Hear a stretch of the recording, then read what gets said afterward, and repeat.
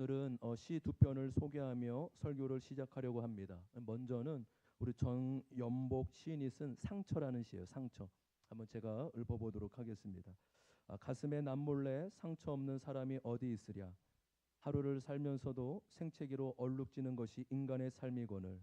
아픈 상처를 감추지 말자. 상처가 있어 비로소 사람인 것을. 상처는 상처와 어울려 아물어 가는 것. 여러분 이 시를 보면 상처 없는 사람이 어디 있으랴. 상처가 있어서 비로소 사람인 것을. 또 상처는 마지막에 이렇게 너무나 아름다운 표현이 있죠. 상처는 상처와 어울려 아물어 가는 것. 마음에 참 우리의 인간의 모습을 잘 나타내주는 시 같습니다. 한 편 더 소개를 해드리면 우리 정호송 시인, 우리 많이 들어보셨죠? 정호송 시인입니다. 풀잎에도 상처가 있다라는 시예요. 풀잎에도 상처가 있다. 꽃잎에도 상처가 있다. 너와 함께 걸었던 들길을 보면, 들길에 앉아 저녁노를 바라보면 상처 많은 풀잎들이 손을 흔든다. 상처 많은 꽃잎들이 가장 향기롭다. 꽃잎에도 상처가 있고 풀잎에도 상처가 있다고 하죠. 그 들길을 지나면서 상처가 많은 풀잎들이 손을 흔들고 있대요. 그리고 그 많은 꽃들 중에 무엇이 가장 향기롭다고 말하고 있죠? 상처 많은 꽃이, 상처 많은 가장 꽃이 향기롭다고 말합니다. 지난 한 주간 제주 열방대학 또 중독 상담 세미나에 갔다 왔습니다. 오늘 말씀은요, 세미나를 통해 좀 얻게 된 또 영적인 어떤 귀한 깨달음과 인사이트를 함께 나누고 싶습니다. 그래서 보통 때보다는 조금 더 편안하게 말씀을 전하려고 하고요. 또 그러면서 또 우리의 모습도 또 살펴보는 은혜가 있기를 소망합니다. 저는 오랫동안 이제 부부의 갈등과 위기가 있어 왔습니다. 그러다가 2019년에 모든 사역을 다 내려놓고 1년간 우리 제주 열방대학에 가게 됐어요. 이제 국제 YM, 이제 로닝 커네미라는 예수전도단 국제적인 단체죠. 그중에 이제 한국에 이제 열방대학을 세워서 거기서 이제 훈련을 받고 시키게 합니다. 그러니까 직장인도 여러분 일하다가 1년을 쉬고 이제 커리어를 내려놓는 게 쉽지 않지만 아는 것처럼 이 목회자들도요 1년간 사역을 내려놓는 게 쉬운 일은 아닙니다. 그러나 그 당시에 정말로 그만큼 이제 부부의 위기가 있었기에 가게 된 것이죠. 그 여러 스쿨 중에 이제 학교가 여러 개가 진행이 되거든요. 뭐 3달, 4달씩. 근데 그 당시 이제 거의 뭐 별로 관심도 없었던 이 중독 상담 사역자 학교에 들어가게 됐습니다. 뭐 그러니까 중독에 대한 크게 관심도 없고 이해함도 없고 뭐 상담도 그다지 제가 관심 있는 분야가 아니어서 마음도 없었는데요. 그 학교를 1월 달에 가서 2019년 1월 달에 가서 3개월간 하고 또 전도행 2개월간 몽골로 그렇게 가게 되었습니다. 처음에 이제 한 자리에 모여서 각자 한 명씩 소개하는데 이제 오신 분들이요. 이게 서드 스쿨이거든요. 이제 세 번째 단계의 스쿨이기 때문에 대부분 이제 목회자, 선교사, 간사 그러니까 나름대로 이제 신앙생활을 오래 하고 성숙하다는 분들이 오신 거죠. 그런데 자신을 소개하는데 다 자신이 중독자라고 이야기하는 거예요. 자신은 일중독자다. 자신은 관계 중독자이다. 자신은 동반 의존자이다. 자신은 성동독자이다. 이렇게 소개를 하는 거예요. 제가요 그 소개를 들으면서 속으로 야, 나 여기 잘못 왔다.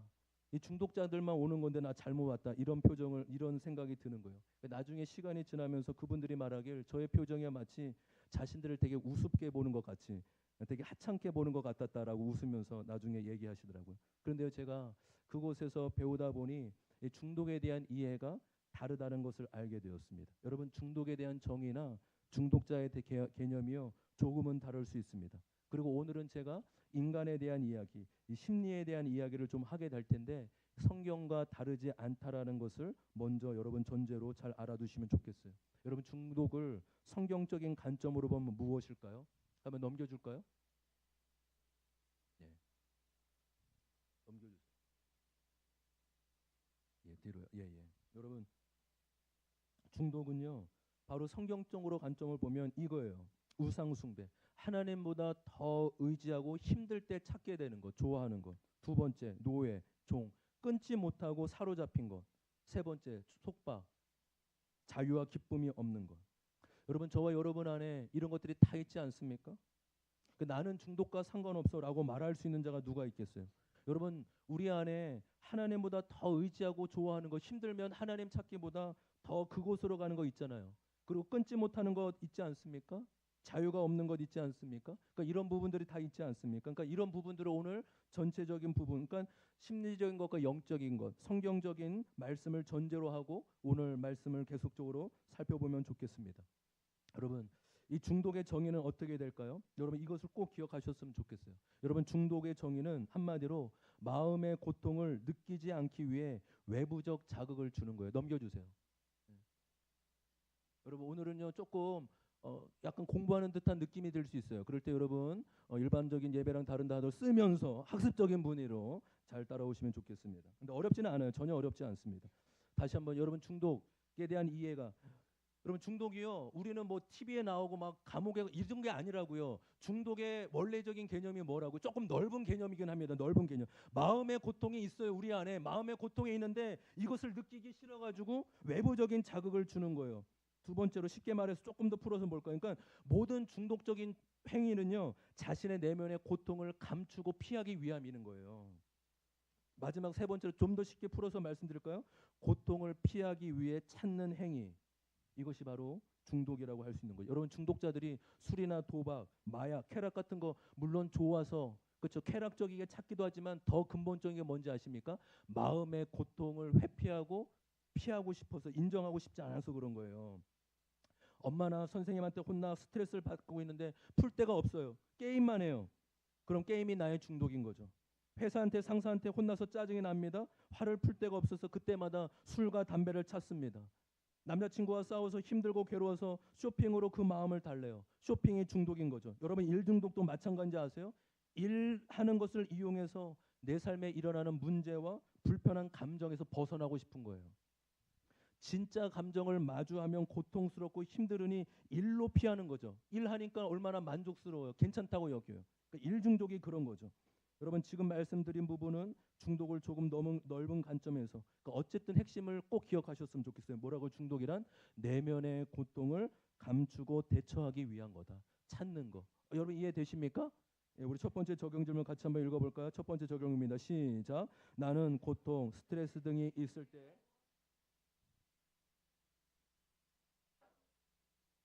여러분 어떠신지 한번 살펴보십시오.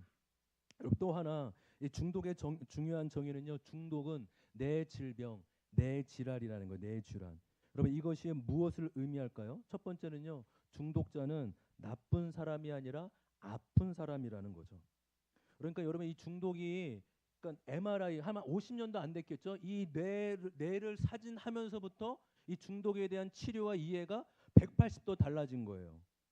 예, 이제는 과학적으로 의학적으로 중독이 무엇인지 내 사진을 찍어보니까 중독자는 내 세포와 어떤 이런 회로가 다르구나 무엇이 뭐 활성화가 되지 않구나 이렇게 된 거죠. 여러분 우리는요 어떤 문제나 중독적인 현상이 있으면 영적으로만 해석하기 쉬워요. 그래서 기도하면 돼 예배 드리면 돼. 여러분 이 말이 틀린 게 아니에요. 다 영적으로 다 신앙적으로만 보는 것도 분별이 필요하라는 것입니다. 할렐루야. 그러니까 중독은요 뇌에 문제가 생겨서 치료가 필요하기에 회복하는 데 시간이 필요한 거죠. 여러분 이게 중독자만이 아니라 저와 여러분 그렇지 않아요. 우리가 끊임없이 하나님 나라 가는 그날까지 회복과 치료가 있어야 될 줄 믿습니다. 아멘. 네, 눈을 뜨시고 눈을 뜨시고 두 번째 여러분 내 힘과 의지로 중독에서 자유로울 수 없다라는 거예요. 우리는 보통 이렇게 생각하잖아요. 왜 의지가 약해? 왜 못 끊고 안 되는데 마음 먹기에 달려 있어. 분명히 틀린 말은 아니지만 여러분 잘 들으십시오. 중독은 자동적으로 나아지는 게 아니에요. 도움이 있어야 되고 회복으로만 나아질 수 있는 것입니다. 여러분 집에 가면 각서 이런 거 많은데 지키지 못하잖아요. 사람들. 저도 각서 한 3-4번 쓴 것 같아요. 잘 도와주겠다 뭐 이렇게 안에 산책을 하겠다 뭐 이런 각서들. 여러분 짐심이에요. 근데 지킬 수 있는 힘이 없는 거죠. 여러분 중독은 핵심이 내면의 고통을 감추고 피하기 위한 행위라고 하였잖아요. 내면의 고통을 마주하기 고통스럽다 보니 술로 피하고 약물로 피하고 미디어로 피하고 쾌락이나 중독으로 자신의 고통을 피하고 덮는 것입니다. 여러분 지금 시대도 문제이지만 우리의 자녀들의 시대이 얼마나 무섭고 많아질까요? 여러분 이번에 제가 이제 한 주간 강의를 들었던 목사님이요 임상심리학 박사예요. 그러니까 심리에서도 여러분 임상심리는요 시간도 많이 걸리고 몇 억이 공부하는데 몇 천만 원 몇 억이 드는 거예요. 미국에서 오랜 시간 동안 또 목사 심리학 박사면서도 강남에서 목회를 하세요. 근데 이분이 이 강남의 정신과 의사 책을 읽다가 자기랑 생각이 똑같은 거 어떤 거냐면 강남은 다 무너졌고 강남은 정신병동과 같다. 이 강남에서 정신과 의사 하는 분이 책을 썼어요. 강남은 정신병동과 같다. 강남은요 물질 만능주의 표상으로 다 병들었다는 거예요. 그래서 남자들은 다 돈 중독, 물질 중독, 성 중독. 그러니까 연마들은 뭘까요? 동반의전. 여러분 동반의전 좀 어려운 말인데, 그러니까 관계에 목매는 거예요. 남편과 자녀에게 목매는 거. 자녀는 그리고 엄마 아빠도 중독자니까 자녀들도 뭐예요? 똑같이 중독으로 빠지거나 아니면 동반 의존에 빠지거나 다. 그러니까 여러분 지금뿐만 아니라 앞으로가 더 문제이기에 우리가 이 부분을 잘 깨어 있어야 될 줄 믿습니다. 여러분 그러니까 강남이라도 잘 살지만 그들 안에 내면의 고통이 끊임없이 있기 때문에 중독으로 가게끔 되어 있다라는 거죠. 여러분 그렇다면 중요한 것은 이 마음의 고통이 어떻게 생기느냐는 거예요. 중독의 핵심. 어떤 이 중독을 죄의 현상이라도 표현해 볼까요? 이 죄의 현상이 마음의 고통에서 생기게 되는데 그렇다면 어떻게 생깁니까? 여러분 고통은요 외부적인 요소도 있지만 더 큰 것은 바로 자신의 내면 안에 있다라는 거예요. 한번 보세요. 넘겨주세요. 예, 이게 핵심입니다. 그러니까 우리는 고통하면 외부로부터 오는 것을 이야기하지만 그렇지 않다라는 거예요. 뭐라고요? 자신의 내면 안에 더 큰 고통이 이미 임하고 있다는 거죠. 이미 자리하고 있다라는 거죠. 그 고통이요 자신의 존재와 연결될 때 너무나 큰 영향을 미치게 되는 거예요. 예를 들어 자신의 존재와 연결이 돼요. 나는 가치가 없고 쓸모가 없어. 나는 사랑스럽지 않아. 나는 완벽해야 사람들이 나를 받아줄 거야. 도움을 청하면 내가 힘이 없어서 그런 거야. 이런 깊은 생각들이 고통을 불러오게 된다라는 거예요. 여러분 제가 좀 이 영유아 때를 잠깐 이렇게 얘기할게요. 중독을 이해하기 위해서, 뭐 죄를 이해하기 위해서. 여러분 인간은요 아기 때부터 이 자신의 존재를 드러내고 확인받고 싶어하죠. 그러니까 어떤 아기도 여러분 생각해 보세요. 인간이 태어났습니다. 근데 어떤 인간도 어떤 아기도요 자기 스스로 내가 누구인지 내가 어떤 존재가 알 수가 없죠. 생각해 보세요. 그렇겠죠. 이 부분이 핵심인 것 같아요. 저는 제가 ABC에서 여기 하나 이거 하나 아는데 굉장히 이거는 상식인데도 되게 크게 깨달아 왔어요. 아 그렇구나. 인간은 태어나서 누구도 스스로 내가 어떤 존재인지 알 수 없는 거구나. 그러면 무엇으로 자기가 내가 누군지를 알 수 있을까요? 그 내가 어떤 존재 어떻게 알 수 있어요? 그렇죠. 반드시 다른 사람의 관계와 다른 사람의 반응을 통해서만 자신을 확인되고 알게 되는 거죠. 그러니까 누군가가 나를 바라봐주고 웃어주면 아 나는 환영받는구나. 아 나는 누군가에게 소중하구나. 기쁨을 주는구나라고 여기게 됩니다. 반대로 누군가 아이를 보며 웃지 않고 화를 낸다. 아 나는 환영받지 못하는 존재인가 봐. 나는 사랑받는 존재가 아닌구나라고 저절로 얻게 되는 거죠. 한번 보세요. 네, 그렇죠. 그러니까 아이는요 자기 스스로 자의식이 없죠. 내 스스로 내가 누구인지 바로 다른 사람을 통해 누군가를 통해 나를 알게 되는 겁니다. 여기서 그렇다면 여러분 누군가는 누구일까요? 누군가는 누구죠? 그렇죠. 많은 사람일 수 있겠지만 한 사람을 뽑으라면 당연코 엄마입니다. 엄마. 엄마로부터 사랑을 받고 환영을 받으면 자신의 존재에 대해서 만족하고 자신을 좋아하게 됩니다. 반대로 엄마로부터 사랑받지 못하면 자신의 존재를 만족하지 못하고 부끄러워하게 되죠. 여러분 이런 경험들이 반복하게 돼 보면 내재화가 되는 거예요. 내재화. 나는 만족스러운 존재가 아니야. 여러분 이거는요. 여러분 상담을 이제 받아도 우리가 보통 뭐 1년 막 이렇게 받잖아요. 왜 그런지 아세요? 그러니까 무의식 깊은 곳에 있기 때문에 몇 시간으로 정답 알려준다고 되는 게 아니에요. 여러분 오늘 핵심이 뭔지 아세요? 변화는 오랜 시간을 걸쳐서 성숙과 변화는 오랜 시간을 걸쳐서 이루어진다라는 것입니다. 할렐루야. 여러분 오늘은 좀 이 심리학적인 얘기, 다음 주에 영적인 얘기 할게요. 같이 연결해서 이해되시죠? 여러분 다음 주 핵심 먼저 예배예요. 여러분 예배는 우리의 영혼이 무의식이 하나님 앞에 예배를 드리는 겁니다. 그러니까 예배 드리면 뭐가 있어? 아니에요. 여러분 우리가 예배를 전심으로 드리면 하나님은 우리의 무의식 가운데 깊이 터치하고 만져주십니다. 할렐루야. 이건 다음 주에 우리가 늘 듣는 거 다음 주에 기대하시고요. 오늘은 좀 일반적인 얘기를 좀 해볼게요. 다시요. 그러니까 엄마로부터 이런 반복들이 마음에 그런 느낌과 생각이 신념이 되죠. 내재화되는 거. 나는 만족스러운 존재가 아닌가? 나는 사랑받지 않나? 나는 누군가에게 쓸모 있는 존재가 아닌가? 아, 내가 잘해야지만 인정받을 수 있는 거구나. 여러분 이런 신념들이 자신도 모르게 무의식 가운데 깊이 자리 잡게 됩니다. 근데 여러분 이 감정과 신념이 무서운 게요. 어렸을 때뿐만 아니라 어른이 되어서도 이어진다라는 거예요. 언제까지요? 죽을 때까지 이 부분이 떨어지지 않는 거예요. 제가 46살, 7살이거든요. 여전히 어렸을 때의 그 감정과 신념이 저에게 있어요. 우리 70대 되신 권사님들 계시죠? 이미 너무 70년이 아니요. 어렸을 때의 그때의 신념과 감정이 여전히 우리의 깊은 무의식 가운데 남아 있는 거죠. 여러분, 고통은요, 한마디로 사랑의 결핍을 통해 나타나는 거예요. 고통이 무엇이라고요? 사랑의 결핍이라고요. 따라해 봅시다. 고통은 사랑의 결핍을 통해 나타난다. 누군가에게, 그것이 이제 엄마가 나에게 눈을 맞춰주고 무릎에 앉혀주고 껴안아주고 함께해주고 이런 것을 통해 사랑을 경험해야 되는데, 사랑이 결핍되다 보면 내면에 근원적인 고통이 생긴다는 거죠. 그래서 여러분, 이것은요, 말씀드린 대로 과거, 현재, 미래가 없어요. 그때 일이 지금으로 미래의 일로 여겨진다라는 것입니다. 여러분, 이번에 강사님께서 그런 말씀하세요. 유아와 엄마는 서로에게 경의와 경외의 대상이다. 여러분, 놀랍지 않아요? 그러니까 아기에게 엄마는요, 경의와 경외의 대상이에요. 여러분, 우리 교회 애기 엄마들 많이 와야 될 줄 믿습니다. 제가 나름대로 이 부분에 제가 전문가라긴 그렇지만 부끄럽지만 관심이 많기 때문에 할렐루야, 잘 왔어요 우리 하임 엄마. 우리 교회에 소망이 있습니다. 물론 다른 교회도 다 좋지만 이 부분이 너무 중요하기 때문에. 그러니까 아이는요, 엄마가 거대하면서도 두려운 존재예요. 그러면서도 환열과 정말로 기쁨, 감격과 안정감의 존재입니다. 이해되세요? 그러니까 엄마는 굉장히 큰 존재죠. 자신의 전부와 같고 경외와의 대상이라는 거죠. 그렇죠? 자신의 책임져주고 자신의 생존과 자신이 누구인지 알려주는 경외의 대상이죠. 여러분, 마치 들으면서 하나님과 우리와의 관계처럼 느껴지지 않습니까? 여러분, 참 신기합니다. 하나님 왜 인간을 이렇게 지으셨을까요? 아담처럼 태어날 때부터 한 20세 정도로 태어나게 하면 자기 스스로 알아서 살 수 있을 텐데 왜 이렇게 길게 영유아기를 허락하셨을까요? 여러분, 이때는요, 아무것도 스스로 못 하잖아요. 부모를 의존해야만 살아갈 수 있는 거죠. 어쩌면 하나님이요, 이 시간을 통해 우리 인간이 하나님을 의존하지 않고서는 살 수 없게끔 어쩌면 우리의 DNA로 만드신 건지 아닐까라고 여겨져요. 이것은 저 나름대로의 생각입니다. 나름 그럴듯하지 않습니까? 전혀 동의가 안 되십니까?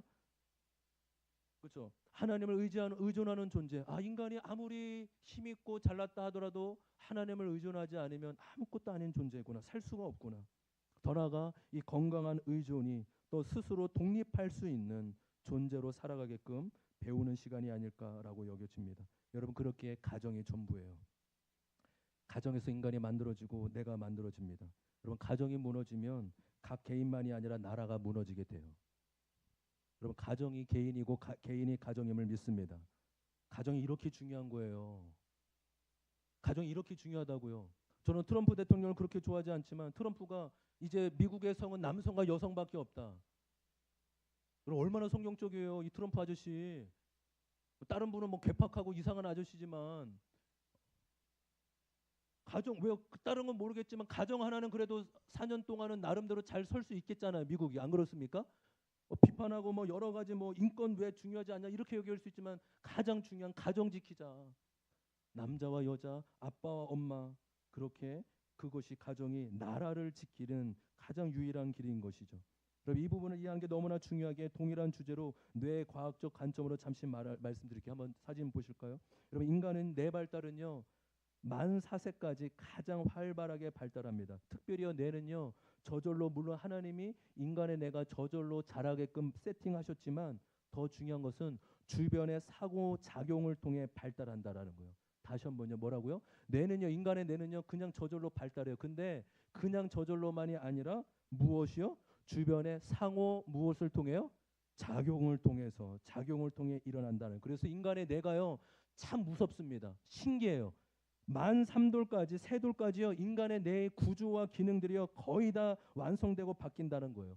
그러니까 다 만들어지는 게 아니에요. 20세까지, 사춘기 때까지는 쭉 인간의 뇌가 자라고 바뀌게 됩니다. 그런데 가장 급속도로 형성이 되고 만들어지는 게 언제 때까지라고요?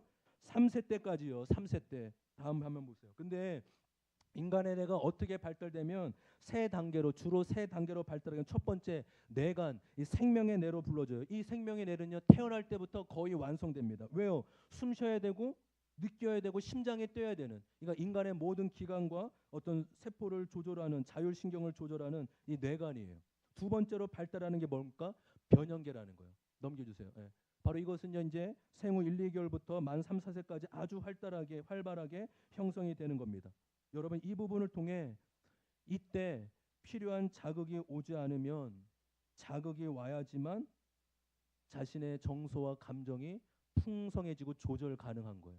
그러니까 여러분, 지금 우리나라의 여러 가지 인간의 문제와 뭐 살인, 뭐 갑자기 묻지마 이런 거 있죠. 다 무엇에서 일어날까요? 바로 다 여기에요. 변형계 때문에, 정서가 조절되지 않고 자극이 결핍됐기 때문에 바로 이렇게 충동이 억제되지 못하는 것입니다. 그렇죠? 소통을 통해 정서적인 교감과 자신을 조절할 수 있는 거죠. 세 번째, 세 단계 무엇일까요? 이성의 뇌. 그러니까 여러분, 만 3세까지 4세까지는요 그러니까 책만 읽어주고 공부 안 시켜도 돼요. 그러니까 저도 모르고, 그러니까 선배님이 엄청 시켰거든요. 지금 보니까 엄청 멍청한 거예요. 그러니까 3세 때까지는요 그 책만 읽어주고 공부 시키면 안 됩니다. 알아듣지도 못하고 오히려 역효과가 일어나죠. 예, 세 번째 우리가 제일 좋아하는 뭐예요? 이성의 뇌, 대뇌피즈, 사고력, 자기 조절, 통제하는 부분. 여러분, 여기서 가장 중요한 게 무엇이냐면 바로 보세요. 뭐가 있다라는 거죠? 뇌에 무엇이 있다라고 말하고 있죠? 발달 순서가 있다라는 거예요. 여러분, 이 부분을 참 오늘 우리가 기억하시면 좋겠어요. 왜냐하면 이제 회복 방법도, 회복에 대한 과정도 이 발달 순서와 아주 깊이 연관이 있기 때문에, 그래서 내 발달은 어디서부터요? 아래서부터 위로, 안에서부터 밖으로 이어진다라는 것이죠. 그리고 그 중에 이 변형계가 자신의 존재와 감정을 주관하는 부분이죠. 예, 이 부분이 부모님과의 애착을 통해 발달하게 되죠. 넘겨봅시다.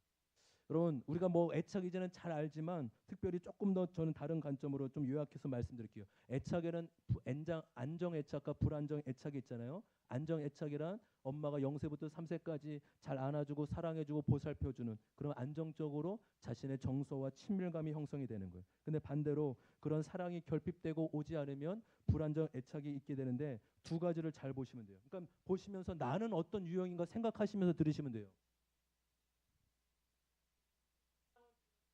사랑은 주는데 변덕스러운 거예요. 엄마가 기분이 좋을 땐 사랑해주고 좋지 않을 때는 내팽겨치고, 그럴 때는 어떻게 스스로 하죠? 관계에 집착하는 거예요. 감정에 압도되는 거예요. 감정에 함몰되어서 빠져나오지 못해요. 두 번째, 방치, 학대, 관계 회피. 관계 회피는요 무관심이 아니에요. 회피예요. 왜요? 관계가 고통스럽고 두렵기 때문에. 감정이 어떻게 해요? 억압되기 때문에. 저는 이 세 가지 중에 제일 마지막에 저랑 굉장히 비슷해요. 관계 회피, 감정 억제, 감정 억압. 여러분은 어떠세요? 물론 이제 첫 번째, 부모님과의 안정 애착으로 정서가 안정이 되고 관계를 잘 맺는 분도 계시고, 또 이 불안한 애착 중에 이 관계의 목매는, 내 남편이 성공하지 않고, 남편은 남편이에요. 할렐루야. 사랑받지 못하면 이거 내려오는데 힘들어요. 저희 아내도 남편의 사랑 때문에 목말라서 15년 고생하고, 이제 내가 남편 사랑 포기하고 좀 다른 포기인 거 이해되시죠? 이해되십니까?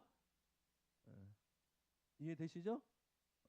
나연이는 나연이고 재혁이는 재혁이야. 근데 여기 분리가 잘 됐어요. 그 예를 들어 신혼이니까 했는데 이미 분리가 잘 되는 것 같아서 그냥 편하게 제가 얘기를 한 겁니다. 이 관계 집착이 여러분 굉장히 무서워요. 동반 의존이라는 게 이제 우리는 설교 때문에 강의가 아니기 때문에 동반 의존이라는 게 여기서 나오는 거예요. 남편이 성공하면 내가 성공한 것 같고, 우리 자녀가 성공하면 내가 기분이 좋아지고.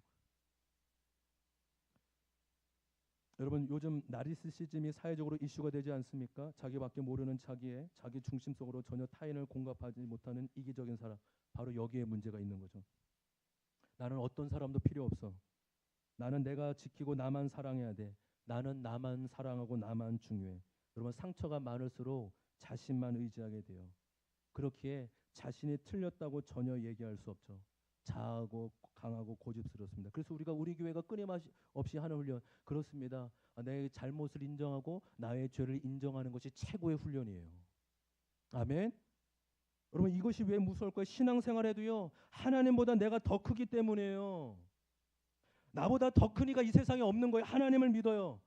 열심히 신앙생활, 그런데 여전히 그렇게 새벽 기도를 하고 말씀을 보고 그렇게 예배 생활을 열심히 해도 하나님이 나보다 크진 않아. 왜요? 내가 제일 크기 때문에. 하나님 별로 중요하잖아요. 왜요? 내가 제일 소중하기 때문에. 여러분 얼마나 무서워요. 여러분 무섭지 않아요? 여러분 이것이 구속사의 핵심 아니겠습니까? 죄와 회개의 핵심, 이것이 여기에 있지 않습니까? 그렇구나. 우리가 끊임없이 나보다 하나님을 크게 보기 싶은데 이게 안 되는 거예요. 왜요? 내가 나를 보호해야지. 내가 누구를 믿어?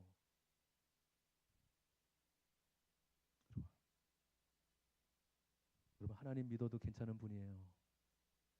하나님이 저와 여러분보다 크신 분이심을 믿습니다. 우리 끊임없이 우리의 모습 보면서 좀 하나님께 맡길 수 있고 따라갈 수 있는 은혜가 있기를 소망합니다. 결국 고통은요, 사랑의 결핍으로 주어지게 되죠. 보세요. 그래서 여러분 이제 이 패턴이에요. 죄와 중독의 현상이 뭐예요? 자기 정죄. 끊임없이 자기의 불완전하고 만족하지 못하는 거죠. 그러면서 뭐죠? 고통이 오는 거죠. 외부적인 고통에 내면의 고통. 나는 만족스럽지 않아. 나는 사랑받지 못해. 나는 완벽해야 돼. 그러면서 그 고통을 줄이기 위해 진통을 찾고 중독으로 가게 되는 것이죠. 여러분 이것이요, 무의식 가운데 깊은 곳에 있기 때문에 드러난 행위로 여러분 고쳐서 안 돼요. 여러분 우리는 그러니까 겉모습을 보고 판단하지 않는 은혜가 있기를 소망합니다. 그러니까 행위는요, 물론 바뀌고 좋죠. 습관이 바뀌는 게 핵심이죠. 그렇지만 그 본질적인 내면과 근원을 계속적으로 우리가 살펴보는 것이, 여러분 그렇기에 우리 인간은, 저와 여러분은 고통에 취약한 존재입니다. 아담의 원죄로 인해 타락한 존재로 태어났습니다. 또한 사랑의 결핍으로 고통이 내면에 있습니다. 그렇게 끊임없이 자신을 꾸미고 포장하는 거짓 자, 병든 자로 살아가게 돼요. 여러분 이거 이해하셔야 돼요. 이거 인정하셔야 돼요. 우리 인간은, 그래서 인간의 존재에 대해 기독교는 분명한 정답을 가지고 있습니다. 인간은 망가졌다. 인간은 소망이 없다. 인간은 절망적이다. 할렐루야. 할렐루야. 맞잖아요. 이건 성경 이야기뿐만 아니라 실제로 그렇지 않습니까? 인간은 절망적이고 인간은 소망이 없는 존재예요.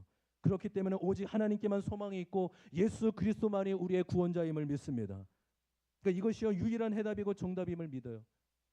이 대답만큼 우리가 절대로 흔들려서고 절대로 타협해서는 안 되는 부분입니다. 근데 여러분 과정도 필요하잖아요. 정답만 알고 정답만 외치는 것이 아니라 정답으로 가는 길, 정답으로 가는 구체적인 과정도 중요하지 않습니까? 그렇기 위해 저와 여러분이 인간에 대한 이해와 가정도 필요한 것임을 믿습니다. 우리 적용 질문 같이 한번 읽어봅시다. 적용 질문입니다. 시작. 나는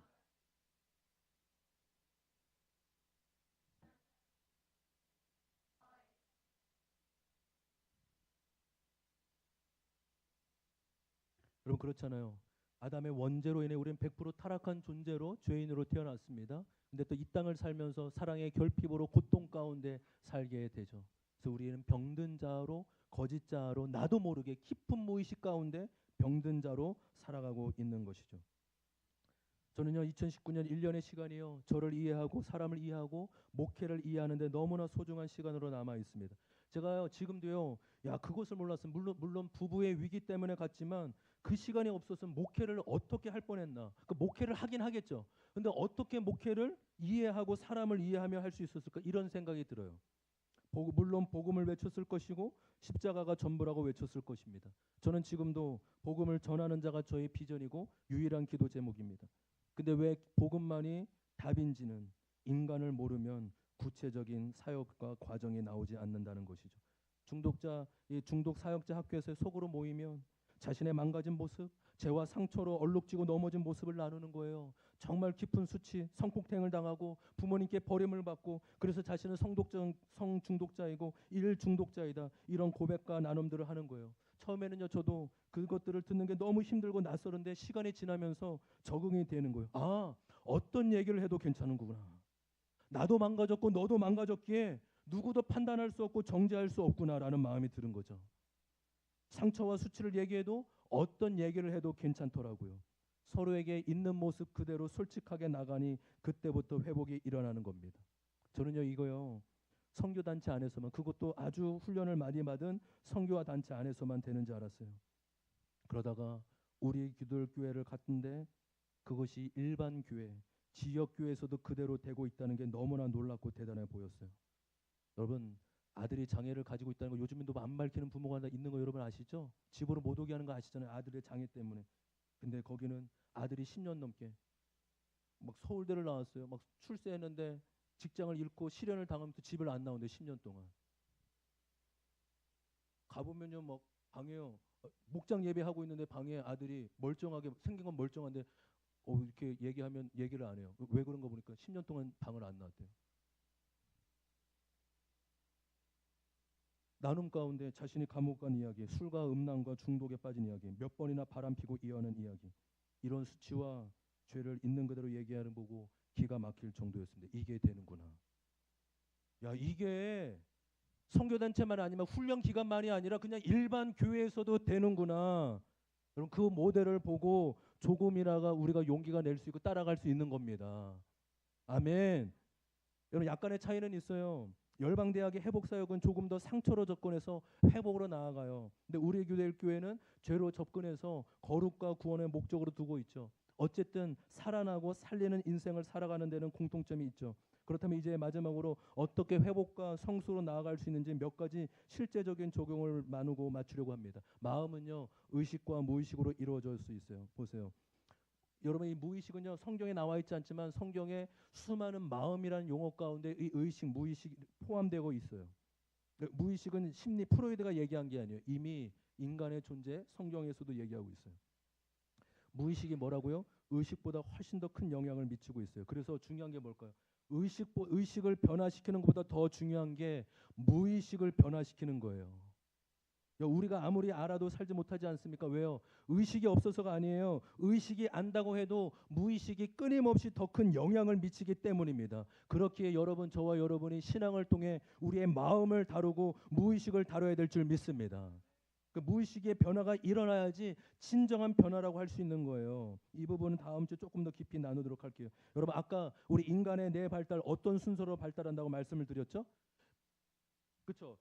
생명, 그 본능, 감정의 내 변형계죠. 그리고 마지막, 그렇죠? 대뇌피질, 이성뇌잖아요. 여러분, 여기에서 어디 부분이 의식과 관련이 있고 무의식과 관련이 있을까요? 선을 나눌 수 없지만 그래도 가장 먼저 깊은 오래전에 애착을 통한 이 1번과 2번 뇌가 훨씬 더 무의식 깊은 곳 안에 자리 잡고 있지 않겠습니까? 그렇죠. 그렇지 않겠습니까?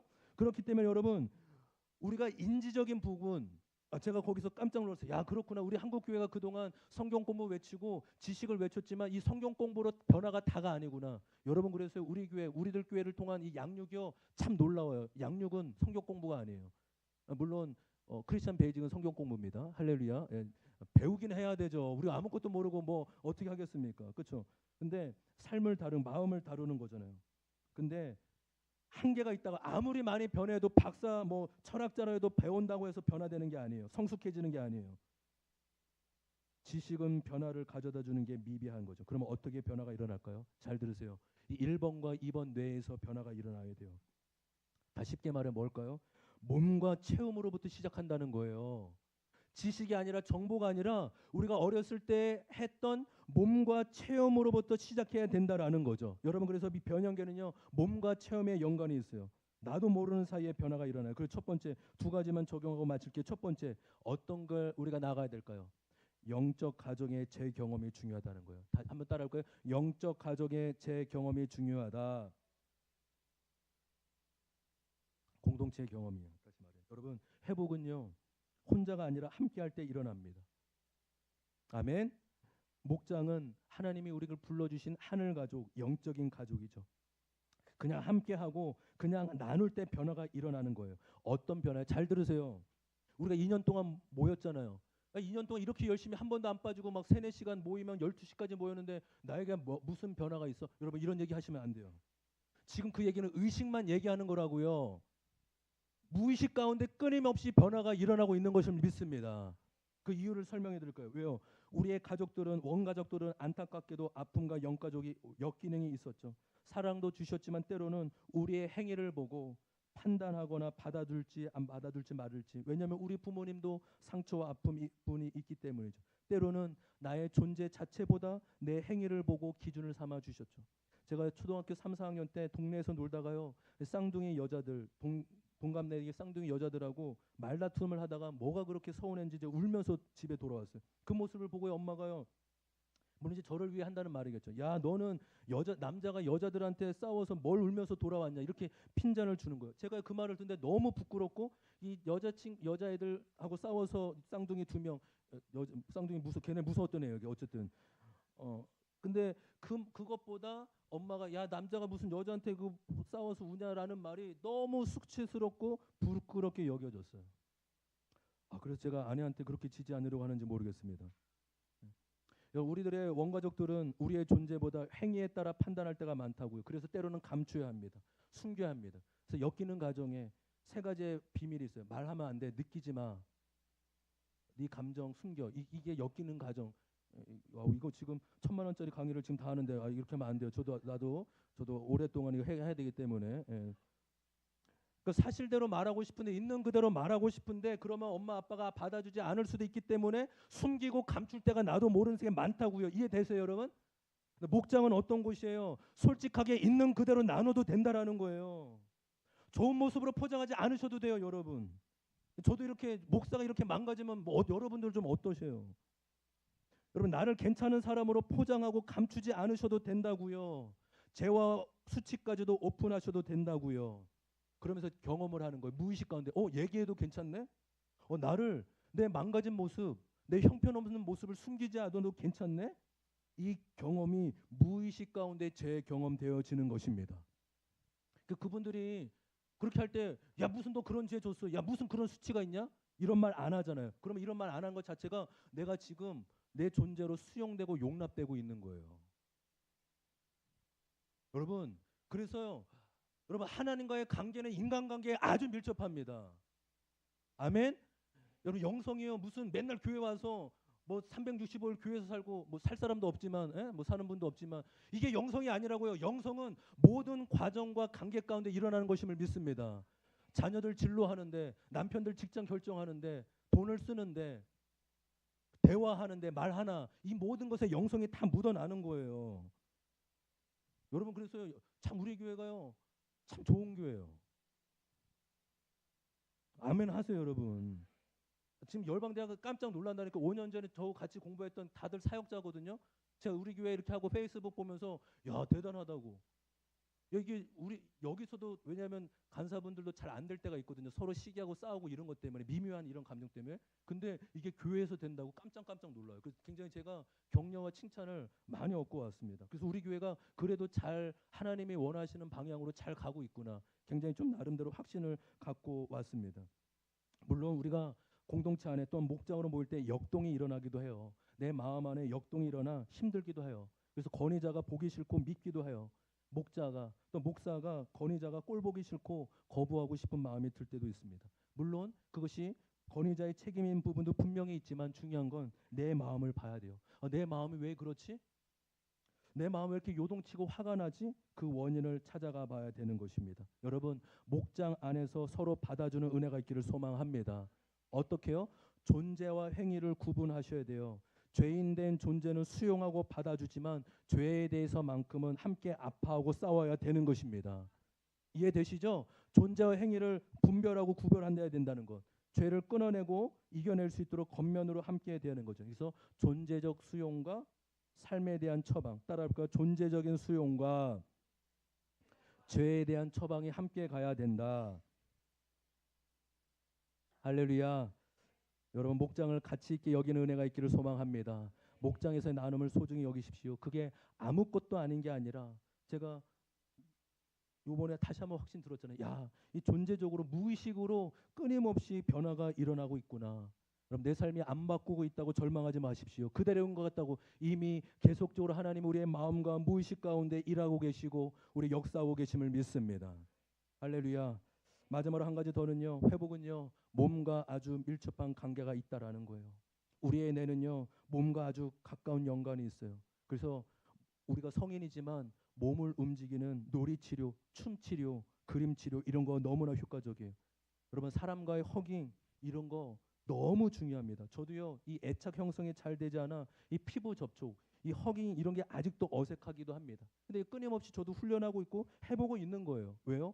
피부 접촉이 우리의 뇌와 아주 가깝다고 우리 이미 의학계에서 발표되고 있죠. 여러분 제일 좋은 게 뭐냐면 자연 속에서 걷고 산책하는 것이라고 합니다. 산과 바다를 보며 몸을 움직이라는 거예요. 특별히 우리 강사님께서 이런 얘기를 와우 산책을 주장하시고 지금 올해 책에 나온다고 와우 산책. 무엇이냐면 자연을 보며 감탄과 경의를 표하는데 뇌세포를 깨운다는 거예요. 좀 꺼주세요. 예, 깃터진요. 그러니까 잘 들으세요. 자연 속을 단지 걸을 뿐만 아니라요. 자연의 신비에 대해 감탄하고 끊임없이 와우를 외칠 때 무의식 가운데 회복 진정한 회복이 일어나는 거죠. 와우. 삶에 대한 기대와 감탄인 것입니다. 그러니까 우리가 하고 있는 감사 나눔도 동일한 맥락이에요. 와우. 그렇구나. 하나님이 만드신 이 자연 세계. 길을 걷고 산책을 하고 자연 속에서 우리가 하나님을 느끼고 감탄하는 거, 경이로운 거. 여러분 그래서 제가 우리 교회에서 제가 제일 병들고 우리 전도사님이 제일 건강하신 것 같아요. 우리 전도사님은 새벽 예배를요 겨울에는 물론 차로 오시지만 늘 걸어서 오세요. 30분 옮겨서 가시고 또 늘 수영과 자연에서 또 산책하시고. 제가요 갔다 와서 많은 얘기 들었지만 뭐 다른 거 몰라. 그래 최소한 일주일에 3번은 산책하자. 아 그게 저의 적용이에요. 헬스까지는 못해. 안 해. 나 헬스는 안 하고 싶어. 그냥 이거라도 적용. 3번 산책. 자연을 보며 30분이라도 1시간이라도 주님 묵상하고 그냥 자연 보면서 풀잎 보고 아 이거 해야 되겠다. 전에도 물론 뭐 안 한 건 아니지만 더 해야 되겠다. 남자분들 여러분 이거 하셔야 돼요. 이거 안 하면 다 중독으로 갑니다. 아멘? 다 도박으로 아니 이거 뭐예요? 주식으로 간다고요. 다 산책하셔야 돼요. 와우 와우. 저는요 이번에 우리 교회가 몸을 많이 쓰는 공동체가 되면 좋겠다라는 마음이 많이 들었어요. 예배도 가만히 들이지 않고 율동 있는 찬양, 몸을 움직이는 찬양을 불러야 되겠다 싶습니다. 여러분 다음 주에요 율동하자고 하면 다 열심히 따라해 주길 바랍니다. 저도 어색하지만 해야 돼요. 제가 이번에 인사이트 여러분 우리가 특별히 또 주일날 특별한 시간이 없으면 오후에 몸을 움직이는 시간, 스트레칭이든 춤이든 댄스든 이런 시간도 가져야 되겠다 싶었습니다. 우리 교회 전문가 계시잖아요. 이선영 집사님. 이때를 위해 주님이 1년 전에 우리 교회 보내주신 거예요. 아멘 하세요 여러분. 돈 주고 받아야 돼. 공짜로 섬겨주시겠죠. 그렇죠. 우리 부목자인데 당연히 우리가 뭐 기쁘게 섬겨주시겠죠. 그러니까 우리가 주일날 오후에 물론 이제 성경 공부도 하고 프로그램 있지만 없을 때 우리 갑자기 우리 번개팀 갑시다. 우리 산책하고 강 보러 가고 금강 보러 가자고. 또 이번에는 스트레칭 해보자고. 왜요? 이게 다 회복이래요. 무의식 가운데 아까 말했죠. 내관과 번영계 가운데 이게 진정한 변화라는 겁니다. 아멘. 그래서 오후에 주일 오후에 야외 예배도 그래서 우리가 1년에 한 번 갔는데 이거 뭐 2번 아직 우리 정도의 규모면 2-3번도 가도 괜찮다 이런 생각도 들어요. 우리 다음 세대 친구들도 마찬가지입니다. 성경 공부 지식 중요해요. 괜찮아요. 큐티만 하면 돼요. 나머지는 나가면서 다 놀아요. 예배 전에 댄스하고 몸놀이하고. 제가 늘 우리 아이들이 말씀 가르쳐야 되는 성경부에 늘 부담감이 있는데 자유해졌어요. 이번에 교회가 애들 몸놀이 해주면 되는구나. 아멘. 큐티만 시키고 나머지 괜찮아. 큐티만 하면 돼. 나머지 나가서 놀아. 예배 후에 몸 움직이는 시간. 제가 지금 올 초부터 계속 우리 다음 세대를 위해서 고민하는 게 있어요. 우리가 다세대 공동체를 추구하지만 또 아이들을 어떻게 이 시대 가운데 또 중독이나 이런 영성 부분을 어떻게 키워야 될지 고민하고 있습니다. 여러분 오늘 이것을 통해서 우리 교회가 지금 하나님이 원하시는 대로 인간의 창조 원리대로 잘 가고 있다라는 마음이 듭니다. 완성이 없죠. 그렇죠? 이것이 공동체 전체뿐만 아니라 우리 각 개인을 향한 우리 회복의 과정이라는 거. 여러분 저와 여러분이 이렇게 또 우리가 진리 가운데 늘 마음을 새롭게 하는 은혜가 있기를 소망합니다. 마지막 적용 질문 같이 한번 읽어볼까요? 마지막 적용 질문입니다. 시작.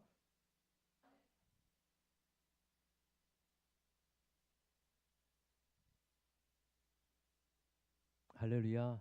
우리가 하고 있는 이런 모든 부분들이 마음의 변화를 주님께서 일으켜 주시고 지금도 일하고 계심을 믿습니다. 우리 시간 다 같이 일어나겠습니다.